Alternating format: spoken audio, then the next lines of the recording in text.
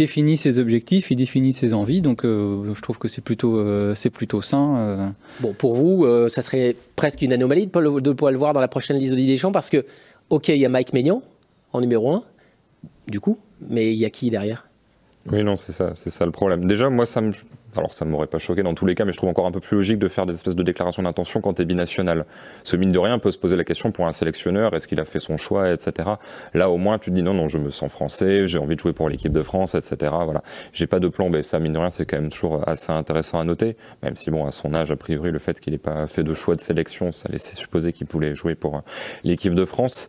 Deuxièmement, c'est vrai que là, on va parler d'Ilan Meslier à Leeds, qui fait beaucoup d'arrêts, mais parce que son équipe prend 50 frappes par match, parce qu'elle défend pas, donc du coup forcément il se met en valeur, mais il affronte des rafales de tir toutes les semaines. Areola, qui joue jamais, la première titularisation ce week-end avec West Ham, il en prend 4.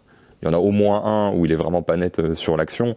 Et ensuite, voilà, on arrive Lafont, que je trouve assez intéressant, que moi je mettrais peut-être en numéro 3. Moins bon que l'an dernier. Mais qui est quand même moins bon que l'an dernier. Honnêtement, il y a des pays qui sont vraiment hyper bien dotés en gardiens. En France, on s'est longtemps un peu targué d'avoir un réservoir assez large. Il y avait des Costil, des Ruffier qui étaient même 4e, 5e gardien, etc. Là, voilà, en perdant les deux tauliers, il y a quand même des places à prendre. Pour moi, Samba est numéro 2, peut-être pas indiscutable, mais en tout cas dans mon esprit, il est numéro 2. Et au pire du pire, numéro 3. Mais pour moi, il n'est pas du tout numéro 4 en France. Il aura 28 ans en avril. En plus, c'est un bon âge pour être gardien. On demande toujours de la maturité à ce poste-là. Ouais. C'est le deuxième gardien français au pourcentage d'arrêt. Il est exceptionnel. En ce moment, il est juste exceptionnel. à quelques. Ouais, il est